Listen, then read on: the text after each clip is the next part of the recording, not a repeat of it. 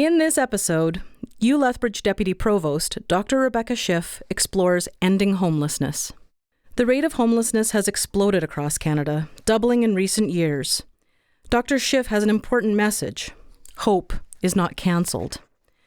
With nearly 2 decades of experience working with individuals experiencing homelessness and agencies across the country, the presentation shares lessons learned from across Canada on approaches that need to be adopted if we are to finally end homelessness. Okay, so before I begin, I'd like to again introduce myself and acknowledge the territory where we're meeting this evening. My name's Rebecca Schiff, Watmakwa Skwayu Nitsigason. I have 2 names. The first was given to me when I was born by my parents as a white woman. My second name was gifted to me originally over 2 decades ago by Elder Willie Alexson of Cowessess First Nation and regifted to me again in 2022.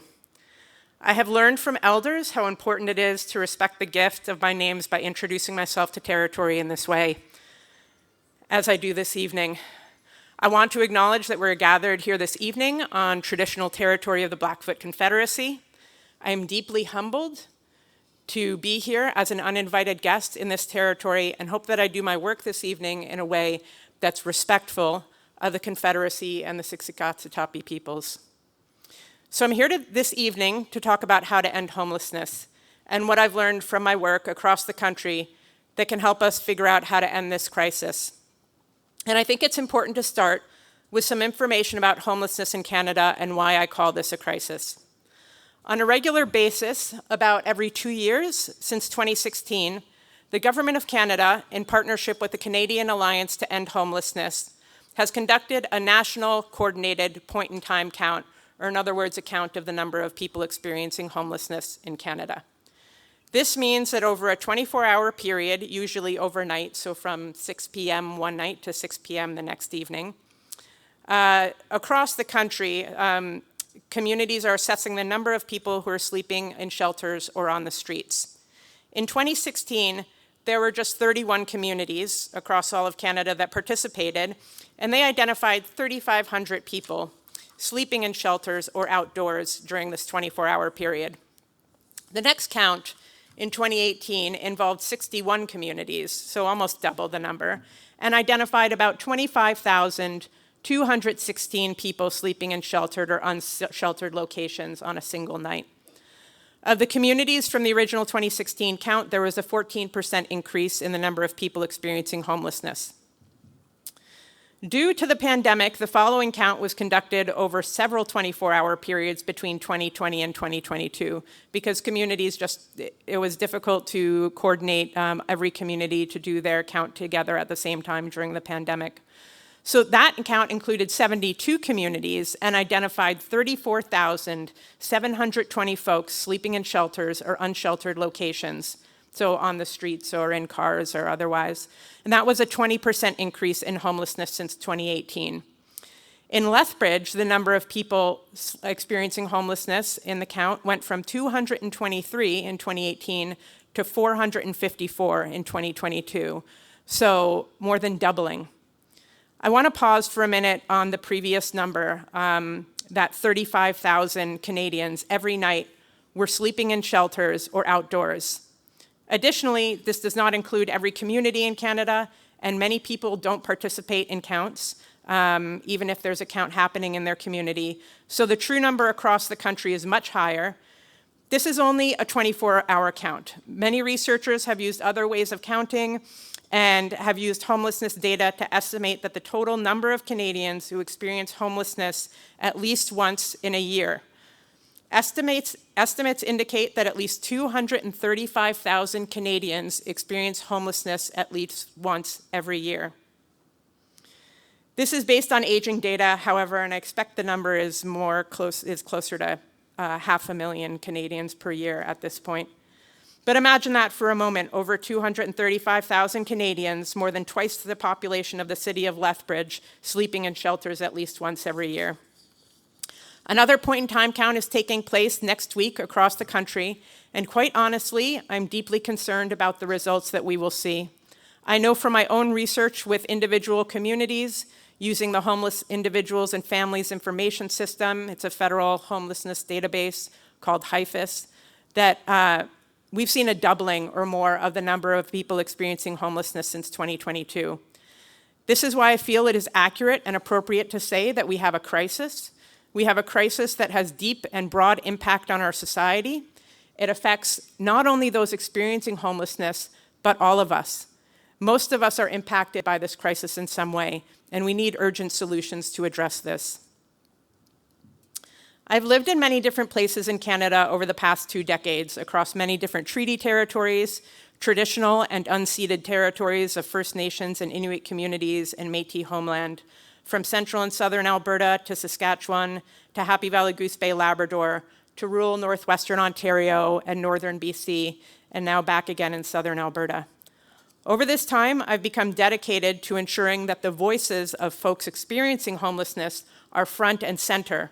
And so my talk this evening, I will spend time on the words and voices of people who are experiencing or have experienced homelessness.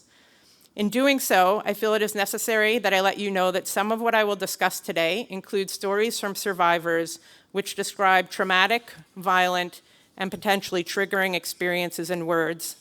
Some of it may be emotionally challenging to engage with. I will do my best to make this a space where we can engage bravely, empathetically, and thoughtfully with this difficult information. In thinking about what I could share with you that might be useful, and I should say I don't have all the answers, but I hope I have a little bit of something that might be useful this evening. I thought back on what I've learned over the past many years. I have a colleague, Nick Falvo, who's based in Calgary and is a dedicated researcher and advocate on homelessness. Nick writes a blog with regular and current information about homelessness and strategies for ending homelessness. You can find it online at nickfalvo.ca. It's also on the next slide.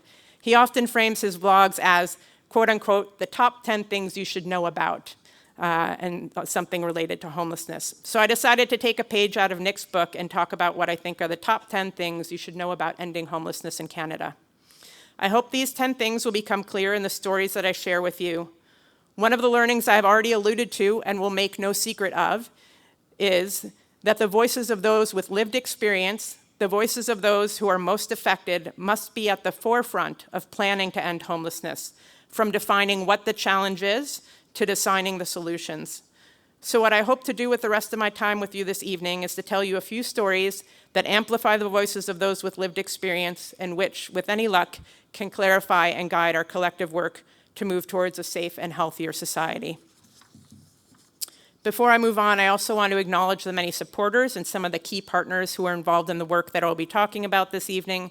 These key supporters are acknowledged here on this slide. So back to the stories that can inform and educate us on how to end homelessness. In deciding what stories to share with you, my first thought was back to a conference that I attended in 2009. Calgary was hosting the Second National Conference on Homelessness. It was at that conference that I first met Richard Wagamis. I was fortunate enough to attend Richard's extraordinary keynote address to the conference and spend some time speaking with him then and over the years before his passing in 2017.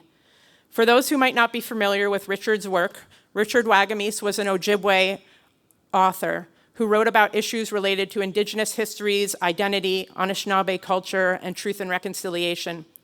Some of you might be familiar with his book, Indian Horse, which was made into a movie and is often screened on the National Day for Truth and Reconciliation. He was a 60s Scoop survivor who spent time living on the street and confronting addictions prior to establishing his very successful and inspirational writing career. In his talk for that 2009 gathering, Richard brought with him his firsthand lived experience of homelessness to share with the audience. Some of this experience was the basis for his book, Ragged Company. This is a book which I take every opportunity to promote to anyone who is interested in understanding homelessness in Canada. Ragged Company is a book about homelessness, but it's also, and more importantly, about community.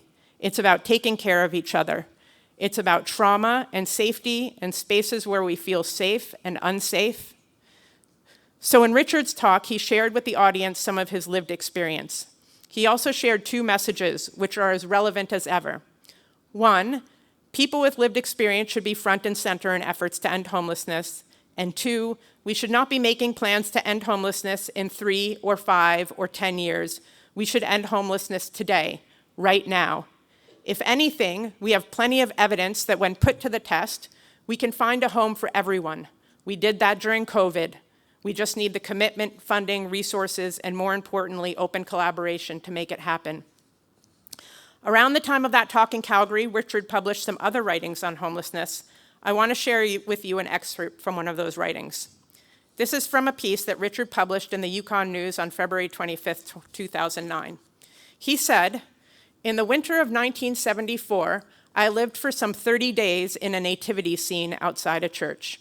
There was straw there and floodlights that gave off warmth, and 2 plywood walls to cut the wind. I couldn't find work. Without an address, I couldn't get welfare. So when I saw the nativity scene, it seemed a good place to bed down. I went there late at night when the mission closed and crept under the straw with my sleeping bag. No one ever bothered me. I must have looked like a lump of straw from the street scant yards away. Every morning, I crept out long before anyone could notice me. It took forever to find a job. When I did, it was a minimum wage job in a hide tanning factory. My job was to clean the hides when they arrived. That meant scraping flesh and removing hair. It was stinky, foul, nasty work, and I earned $2 an hour. Once I fed myself, there wasn't enough left over for a room. It took me 12 weeks to save enough for rent and a damage deposit." So this is someone working full-time, and it takes them 3 months to save enough for rent.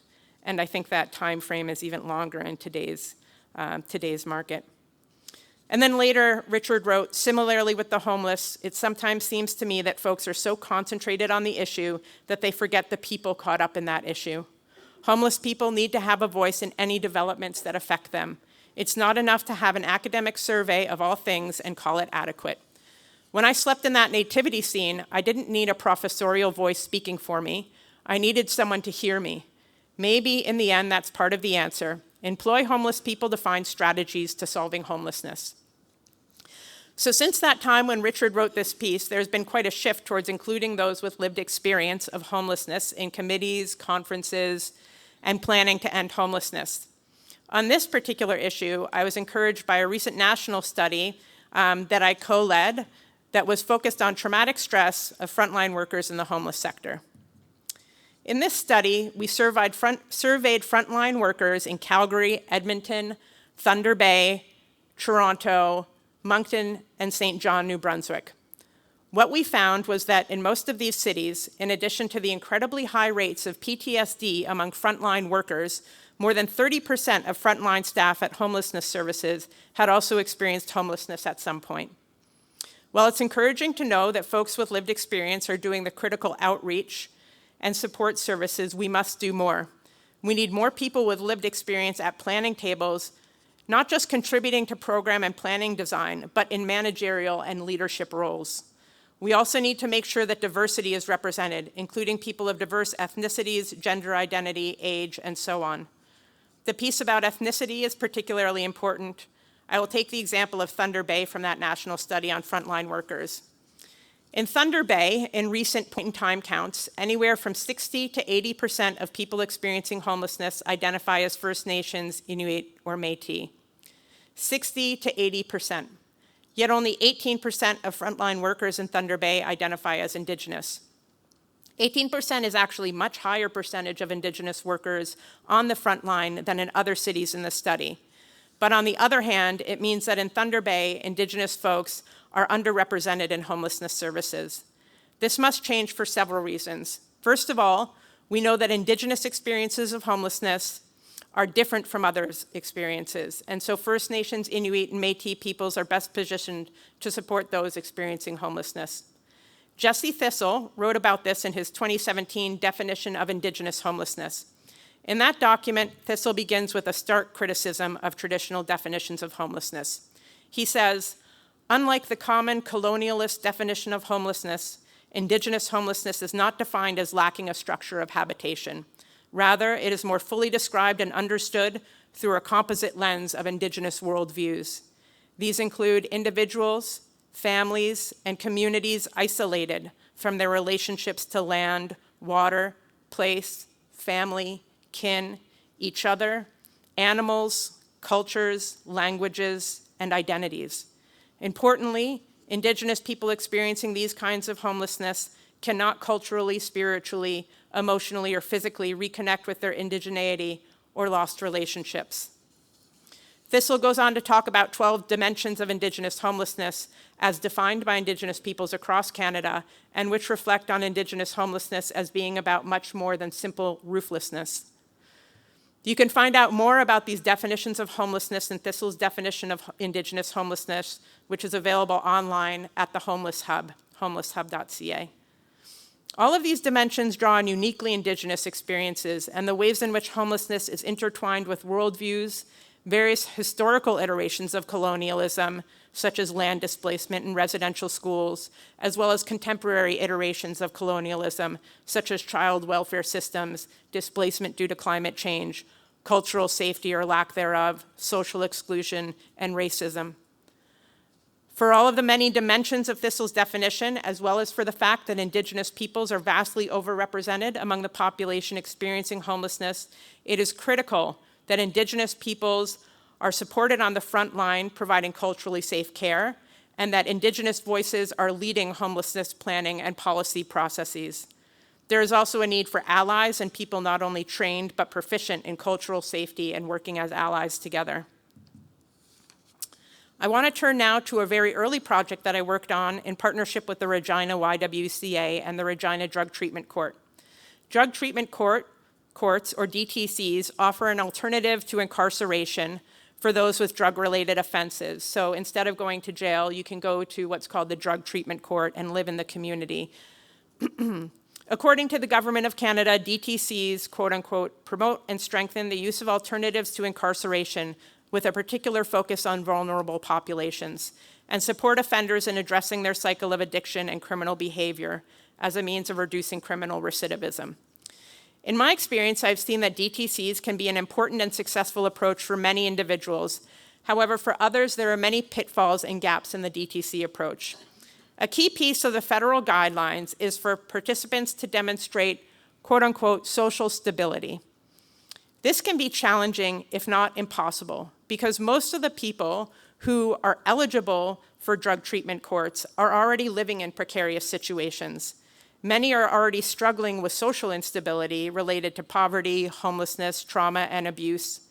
These are often the factors that contribute to substance abuse and ending up in court and the DTC in the first place. The DTC does not provide social supports. It only provides monitoring in relationship to substance use.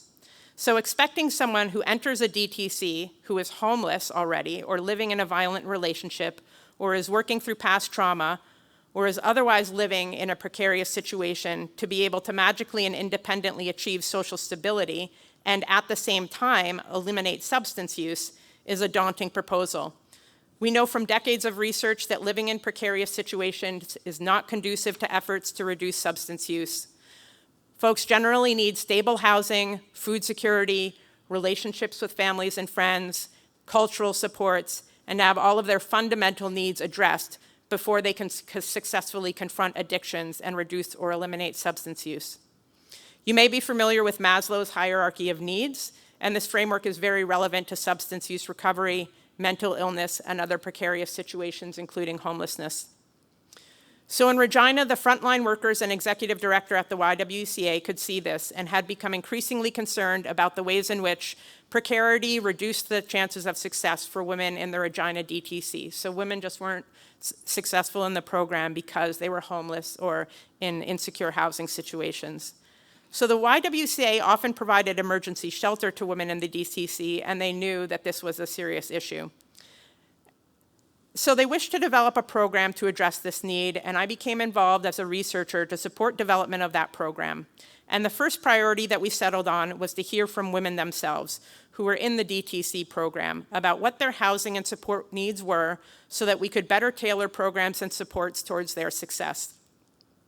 So we talked with women who shared stories that changed the way we were thinking about what we could do to better support women in the DTC.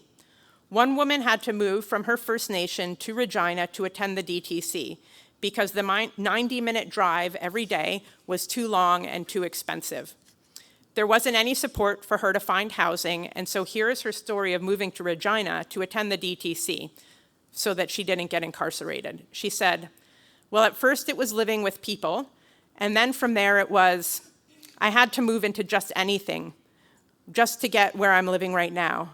And I just grabbed it because I was having a hard time trying to find a place. And it got to the point where I was staying in a tent behind a friend's place. Yeah, I stayed in a tent for about 2 weeks before I got that place, but I just grabbed it because I was tired. And she was talking about a very not very healthy living arrangement that she was in, but it was better than living in the tent while she was trying to go through the DTC. Another woman was living with her brother and 7 other people in a 3-bedroom house. Her brother was trying to help her find housing. She said, he's really trying to help me look for a place, but it's so hard, especially with my background too, you know, because they could do checks and stuff like that. Sure, I was kicked out of a house because I was selling drugs and stuff. You know, that's unsafe for communities. I think they keep tabs on me like that. They do, and it's so frustrating. I've changed, you know. I don't drink or party anymore. But she couldn't get housing because she had this in her background. Another woman was living at her mother-in-law's but did not want to continue living there. She said, I'm looking for different housing because when something happens in the house, it affects everybody, and I need to focus on myself. And then later she said, I had phoned a guy today and I explained to him that it was hard to find a place because a lot of people don't want to take people that are on social services.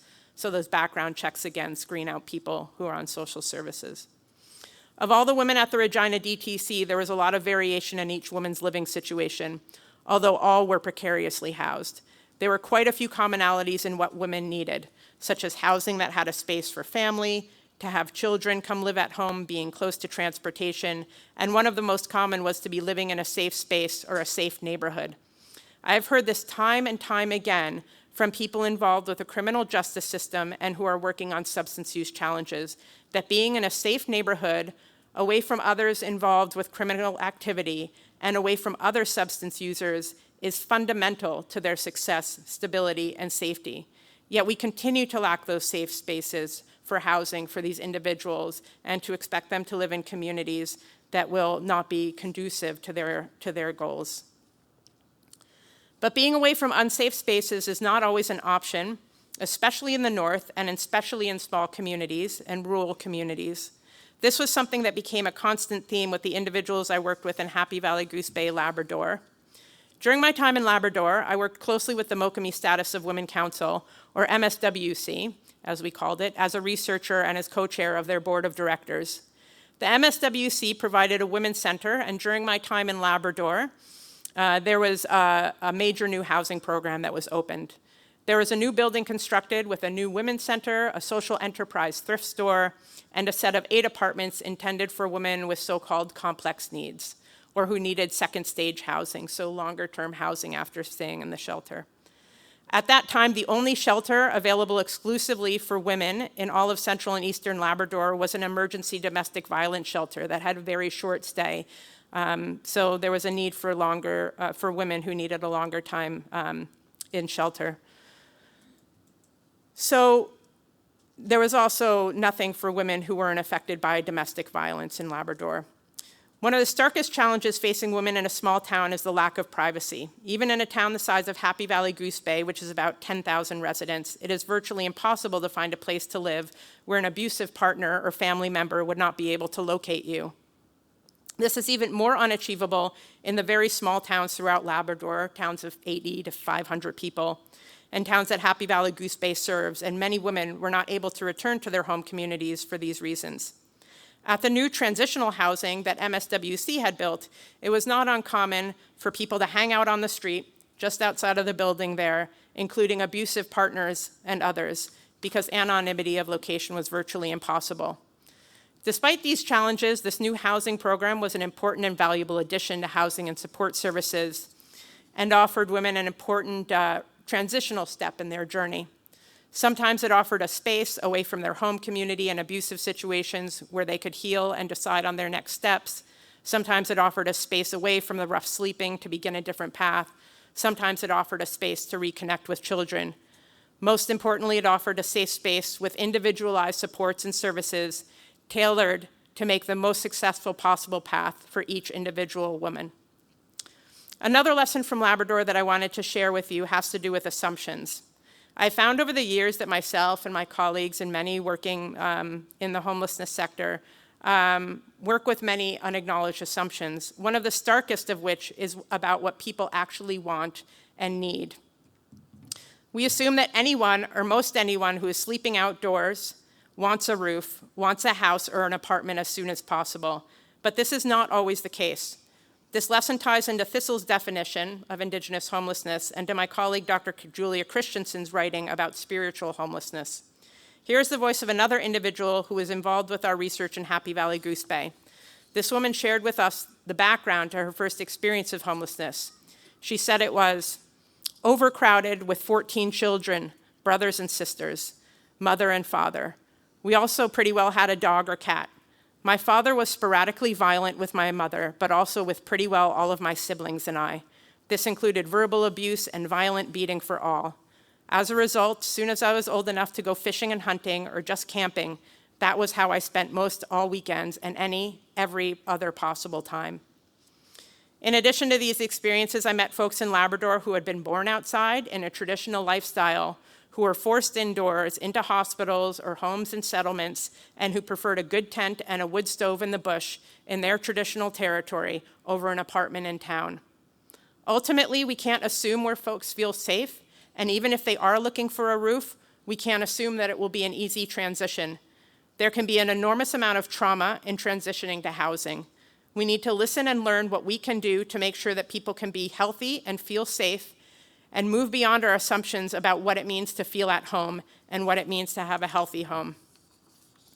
I'm going to carry on now to Northwestern Ontario, where I spent a good deal of time and still do working on housing and homelessness issues. Back in 2016 and 2017, I was involved with a study on homelessness in rural and northern Ontario, commissioned by the provincial government. I was actually quite pleased at the time that anyone was paying attention to the fact that homelessness in rural and northern Canada was a serious concern. Because in my experience, most thought that homelessness was a completely urban problem, a big city issue, and that homelessness didn't exist in rural or regional Canada, except for people couch surfing. I knew from my time in Labrador that this simply was not true. But the past decade or so has seen a steady increase in research and reports on rural homelessness. I'd like you to look at the last column in this table that is called homeless percentage, which shows a percentage of the population experiencing homelessness in each of these places.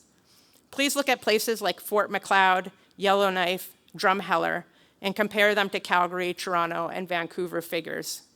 This data is from a study about 2 years ago that my team published on homelessness in rural Canada that shows that the per capita rate of homelessness in rural Canada is staggeringly higher, 2 to 3 to 5 times higher in rural places than major cities like Toronto and Vancouver. So if we're going to start addressing homelessness in cities, we absolutely, definitely need to be working on homelessness in rural Canada as well. Now, coming back to our study on rural and northern homelessness in Ontario, I took responsibility for research into the northwestern part of the province and talked with a lot of folks, those who are providing services, and most importantly, those who were experiencing homelessness. One of the places I went to talk with people was Sioux Lookout. Sioux Lookout is a hub community. It's connected by highway, about a 2.5-hour drive to get to the Trans-Canada. It's a hub for health and social services for towns and dozens of First Nations, many of which are fly-in, fly-out only communities. I talked with women experiencing homelessness there who shared stories. A lot of women and others experiencing homelessness came from outside of Sioux Lookout, from remote First Nations. I'm going to share with you a couple of their stories, and what I want to point out is, once again, the assumptions that we might have about what makes for a safe place. Several women talked about the shelter in Sioux Lookout. We must remember that shelters can be very unsafe spaces for women and people of all gender identities for many different reasons. One woman in Sioux Lookout described the sexual assaults that took place at the emergency shelter and explained that there was too little security and safety for women there. And another woman shared this story about sleeping with her mother at the shelter. Like we cannot even cuddle with each other, even at the shelter. I was laying down with my mom. I was laying down with her. I was holding her. And the worker comes in. No, You're not allowed to do that." I'm like, "What?" I said, "She's my mother. Why can I not hold my own mother?" So let's get rid of our assumptions about shelters, about any housing environment, and make sure that we listen to individuals to make sure that they have a roof, not in a space that is convenient for us or for the system, but in a space that is safe and minimizes or ideally eliminates further traumas. Another thing I heard from Women in Sioux Lookout was about police, about the policing of homelessness.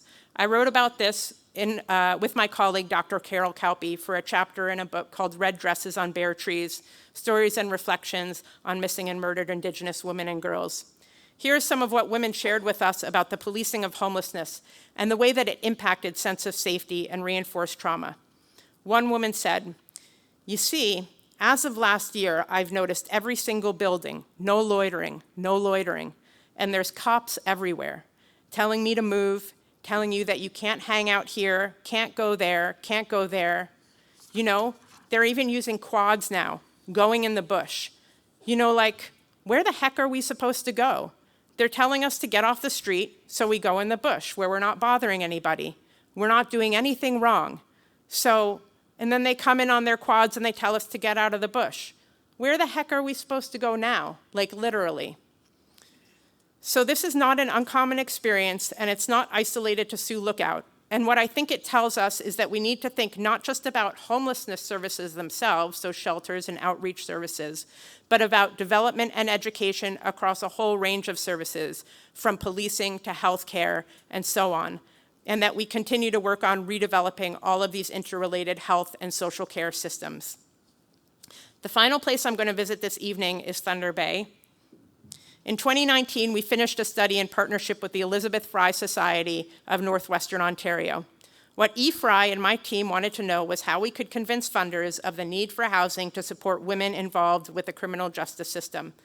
We were concerned about a whole variety of interactions with the criminal justice system, where housing or lack thereof created major challenges. One of those situations was one which I'm sure many of you are familiar with, those who are being discharged from correctional facilities, and they're looking for ways to reintegrate into the community, looking for housing. But we also wanted to know about the experience of women who were seeking bail. If you're not familiar with the bail system, I think it is important to understand this. In order to get bail and not be sent to the correctional facility while you're waiting for your trial, persons charged with a crime must demonstrate stable housing. There are a bunch of challenges with this, one of which is the fact that in Thunder Bay and many other places, social housing does not qualify as stable housing. So if you live in social housing and don't know someone who doesn't live in social housing who can give you a place while you're on bail, then you don't get bail. You get remanded while you're waiting for your trial. Another major problem with this is that there are women who are charged with crime in relation to domestic violence, and going back to a violent household is not an option. There are many more reasons why there are problems with the housing requirements for bail conditions, but I want to move on to talking about what we learned. We talked with women who were seeking bail. We held focus groups in the correctional facility with women who were in custody. We talked with correctional officers, lawyers, social service providers, and we talked with women who had recently been released. One of the major issues around post-release housing had to do with the quality, safety, and especially the location of housing. This harkened back to the work that we did in Regina 10 years previous, where women had talked about the need to be in a safe neighborhood away from crime and drugs in order to be successful. As one service provider said, women are being taken advantage of for not having housing and being subjected to undertaking criminal activities in order to support having a place to stay. Being able to maybe stay with somebody, but some of the conditions to do that, you might have to go get yourself involved in sex work or be dealing drugs, using substances, a whole host of things. This same sentiment was shared by many of the women that we spoke with. Here's how one woman described how detrimental the post-release housing had been for her reintegration and recovery. She said, "They wanted to put me into a building that was full of crack dealers, and I can't be around that because I struggled with addiction my whole life, and I was addicted to the needle for 15 years, and had to put myself into that situation would have been horrible for my well-being." Another woman talked about being careful about which neighborhood she lives in. She said, "I have to be careful about the areas in which I choose to live in. I can't take necessarily the cheapest or easiest place because it could be in a drug neighborhood, or it could be beside a bar or somewhere that would allow me to sink myself. What struck me most of all through our work in this project was the pervasiveness of racism and discrimination. I was not surprised by it because I've heard about it in all of my research, but disappointed all the same that this is still such a major issue for women who are seeking safe housing.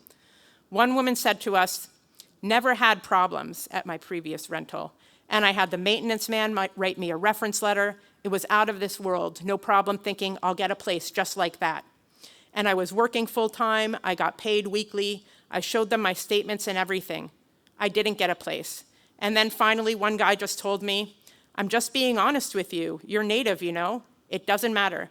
You can show me that all you want, but there's no way in the world my father will allow it.'" Another woman talked about this in the context of missing and murdered Indigenous women and girls. She said, "People say to change and do this and that. When we do that, we're still not recognized. And being an Aboriginal woman, like all of these missing women that are from Thunder Bay or wherever, everything is just against us. And now I really don't believe why the people in Thunder Bay, the landlords, housing situations, look down on us. We're all people. Nobody is better than each other." Reflecting on these perspectives and similar perspectives that I have heard across this country, I will say over and over again that right now we need to look at racism in the face as a major barrier to housing and a whole range of interrelated issues. We need to look directly at stigma towards people experiencing homelessness and stigma towards folks with substance use issues and stigma against those who are involved with the correctional system and how racism is interconnected with these issues. These are major barriers to ending homelessness. I want to briefly touch on one more study. That study was about managed alcohol programs. Managed alcohol programs, or MAPs as we call them, provide and manage alcohol for street-involved folks with severe substance use disorders. These programs aim to improve a range of health and social factors by providing shelter or housing, along with regulated access to less hazardous forms of alcohol. So a lot of people who come into MAPs have usually been consuming non-beverage alcohol like hand sanitizer and mouthwash, which are very, very bad for your health. MAPs have begun to thrive in Canada with more than 20 programs established across the country. Research to date has found that MAPs can stabilize risky patterns of drinking, including consuming non-beverage alcohol. They reduce alcohol-related harms. They provide an increased sense of safety and security, and they reduce contacts with police and emergency health services. MAPs have been identified as safer than hospitals, jails, and treatment as spaces for recovery. I was involved in the national study of MAPs, which included the MAP in Thunder Bay. That program has had significant impact in the community and for individuals. Research on the Thunder Bay program showed that participants had 43% fewer interactions with police, a 47% reduction in hospital admissions, 70% fewer detox admissions, and 33% less time in custody. So there's a huge community and systems impact in addition to individual impacts. I want to share just a few quotes about the impact of that program from one of the research articles that we published on that study. One participant said, "We brought each other in here, so all four of us that would normally be together out there are all in here, and we're all seeing changes in each other. We're seeing each other for what we really are, not from what we saw before. Before it was just a drunken haze." MAPs help folks by going straight to Maslow's hierarchy of needs, realizing that people need housing, food, safety before they can address substance use challenges. And we see these impacts in MAP programs. As another participant said, "Well, first of all, I'm not drinking hairspray, Listerine, mouthwash, hand sanitizer, cologne, body spray, or anything that contains alcohol. I haven't touched that stuff. But I have to limit my visits with my friends now because they're still doing that other stuff, which I'm trying to stay away from. But I still talk to them, and they see the improvement in me. And they congratulate me after a while. Then once I sit down with them, I'll have a smoke or a cup of coffee while they're drinking. And they start bad-mouthing me. Then I say, okay, it's time for me to go. I'll see you guys later." There are other quotes on this slide that I'll not read right now. However, they also highlight the incredible and positive impact of MAP programs. So I want to end now, and hopefully I'm not going too over time, with my 10 things you should know about ending homelessness, some of which I hope has come through in these stories. Number one, may be a surprise, but it's an important point. We will never completely eliminate homelessness, but we can end chronic homelessness. So that's where people are chronically depending on emergency shelters. So in other words, there will always be times when some people find themselves in a homeless situation, but those situations don't need to go on for weeks and months and years. We can put an end to that chronic homelessness with the right tools, programs, resources, and commitment. Number 2, homelessness is always about housing, usually, but not just about housing. We can't end homelessness without housing. We desperately need more affordable housing and lots of it, but we need to remember that most people who experience homelessness need first a place to live and then some additional supports to go along with it. We also need to make sure that we're not forcing people and that we provide adequate supports for people who are transitioning out of institutions such as hospitals, correctional facilities, and especially detox or other addiction support services. We can't simply put people out on the street with limited support and expect them to be successful. Number 3, we can't fit square pegs into round holes. We need to remind ourselves that everyone is different with different needs. This means that no one program is going to work for everyone. There is no silver bullet solution to ending homelessness. Several years back, there was a big push around what is referred to as housing first. There is a big push on this program model or program philosophy because studies on housing first programs showed an 80 to 90% success rate in keeping people housed for over a year. But what many researchers and policymakers were failing to think about at that time was what was happening to the other 20% of people that Housing First wasn't working for.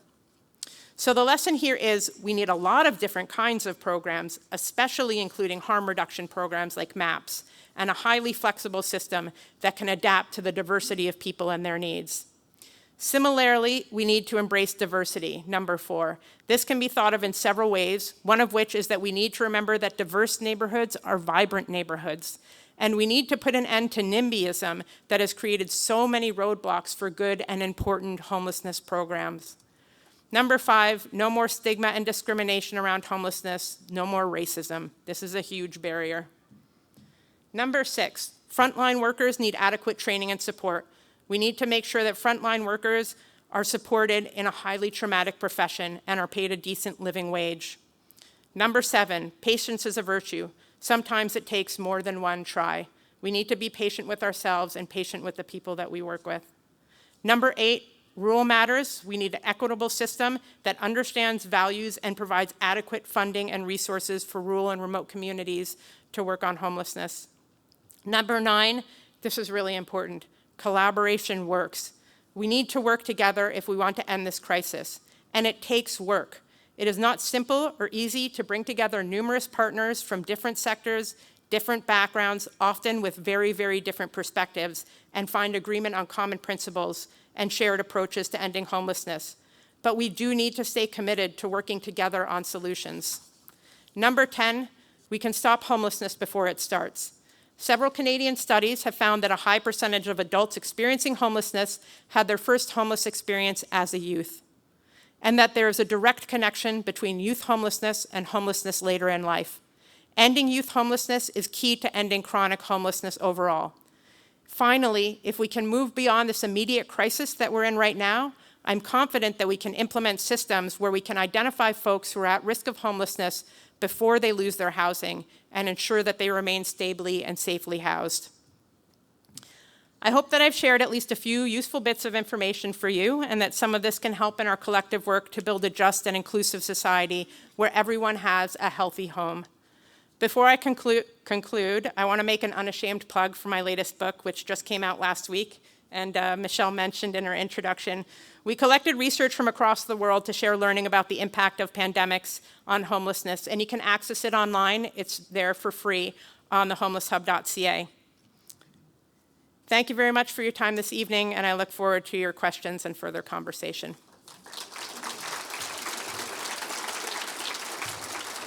In the next episode, U Lethbridge Biological Sciences professor Dr. Shelley Hoover examines Fiat Lux, or why honeybees are practically magic.